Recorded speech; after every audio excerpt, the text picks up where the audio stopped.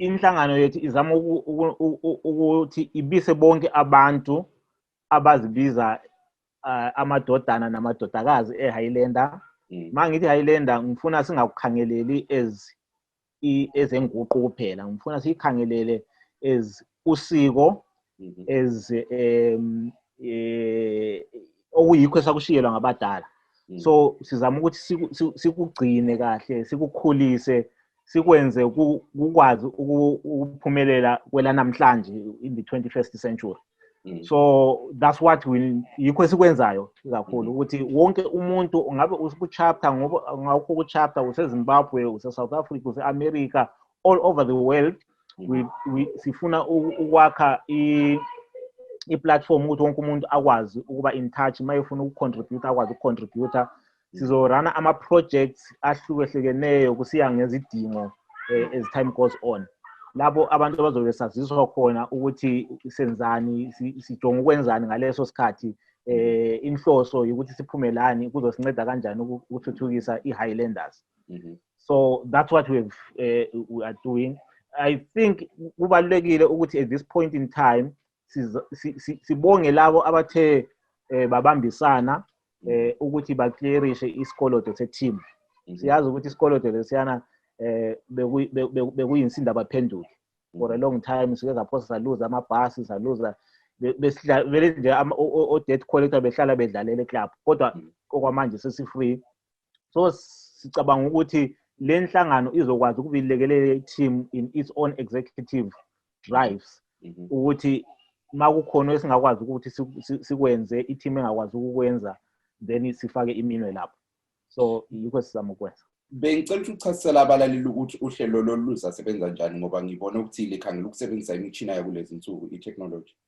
Okay, lolu hlelo nginethemba abalandeli nabalaleli bangabe bebonile ukuthi indlela okwenziwe ngayo ukuthi kuclearishwe isikoloto bekusetshenziswa i-WhatsApp group ebilidwa nguNodumo Nyathi. That's one way, yenye indlela yokwenza izinto zenzakale abantu begcwele umhlaba wonke but bekwazi ukusebenzela ndawonye. But esesikwenzile manje sesikuthathe sakuhambisa kuzinga eliphezulu. Sikhuluma nje i-website yeHighlanders Supporters Association isilungisele isemaphethelweni ukuthi ilunge. Sisebenzela phezulu kokwenza esingasakuthi iHighlanders Supporters app. I-app sikhangelela ukuthi wonke umuntu unayo i-mobile phone, instead ukuya ku-website okusuka kubadide abantu abaningi, but i-app ma unayo usungumuntu uyayilenza na une-app yakho, anything eyenzakalayo, information ekhona, ama-projects abuyayo, announcements uwathole lapho, konke ma ufuna ukucontribute konke uzobe ukwenza just at the palm of your hand. So yikho sizobe sikwenza. Ngaphandle kokuthi abalandeli beqembu lebhoso labo bathola ulwazi oluthile ngaleli qembu, uhlelo lolu luzathuthukisa njani iqembu lebhoso ngokwakho? Into esikhangelele njengoba ngishilo ekuqaleni ukuthi asifuna ukukhangela iqembu eziqembu lebhola, sifuna ukukhangela iHighlanders as usiko, as iculture. Sikhangelela ukuthi masikwazi ukubambisana ngenhlelo eziningi zeHighlander, sizokwazi one ukubuyela ku-history abangaziyo, iningi abancane abanamhlanje abakwazi ukuthi iHighlander yaqala kanjani, kwenzakala kanjani kuze kufike kwelanamhla. Abakwazi ukuthi ngobani abasakhona nasebasishiyayo abake badlalela iHighlander. So yonke into leyana sizobisa ihistory, sikwazi ukutshengisa ukuthi iHighlander iqembu lebhola limi kanjani, as i-institution or usiko nayo imi kanjani. Kuzosinceda kakhulu ukwenzela ukuthi abantu masikhuluma ngokuthi ngesingisi i-mission of iHighlanders, abantu beyibone ukuthi ibheke yaphi sihambe ngonyawo olulodwa.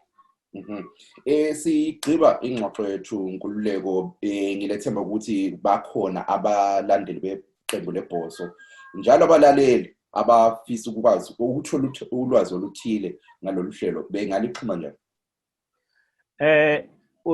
Besifuna ukubalekela okwamanje ukufaka ama-personalities ukuthi ngubani nobani okwenzayo. But ngiqale ngokuthi lenhlangano inhlangano ukuthi kubiswe imiqondo yabantu abaningi bebona isidingo sokuthi benze into eyodwa. So angeke ngibaqambe bonke, but engingabaqamba ukuthi uma umuntu efuna ukuxhumana nabo, efuna ukuthi azwisisise kabanzi ngalolu uhlelo, kunami uNkululeko Fuyane, kulo Mikhankiwane use-Australia, kuno Dr. Morgan Sebele use-South Africa, ekhaya kuno Alexander Maseko, kunabo Maqhawe Nyathi, kunabo Qobo Mayisa e-UK. Sibaningi nje, wonke umuntu. I think so far abantu esixoxisana nabo siyafika kubo 200 something. Kodwa ukuthi siyazi ukuthi iqembu lilabalandeli abafika maybe 100,000. So siyabafuna bonke labo ukuthi babise imibono yabo, sibambisane, sithuthukise iHighlanders. So ushilo ngempela ukuthi liyasebenza ndawonye ngabantu abaphakathi kweqembu leHighlanders, or it's just nina njengabasekeli kuphela? No, siqala le ndaba I think sokune 4 years, around 2015 2016 sesiqala ukuyibambisana kabanzi. Sa approacha i-executive, sinayo i-constitution eyayivele isipasisiwe, i-executive yasinikeza isibusiso. So even namanje sinako ukukhulumisana nayo iHighlander uma kukhona esikufunayo. Njengamanje silungiselela iwebsite sobe sifuna ama-archives, into njengey'thombe, ama-video eHighlander amadala esofuna ukuthi siwafake kuwebsite. Konke lokhu into esibe sixhumana nayo iHighlander lapha nalapha. And kanjalo futhi kubalulekile because inhlangano le whatever ezokuraise akusokwenhlangano ngokweHighlander. So kubalulekile ukuthi sihlale neHighlander, whether kutshintshe leadership okwenzakala njani, thina neHighlander kufana lo muntu umzali nomntanakhe, sihlala sibambisene. Alright, Nkululeko, bengicela ukuthi uphosele amazwi okugcina bese siphetha lo hlelo.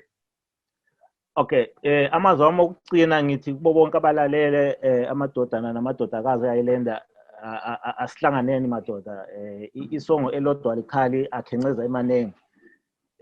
Kasibuyeni silungise okwakithi, yilo usiko lethu, i-heritage esayishiyelwayo le, singeke siyekele ishabalala. Yabo.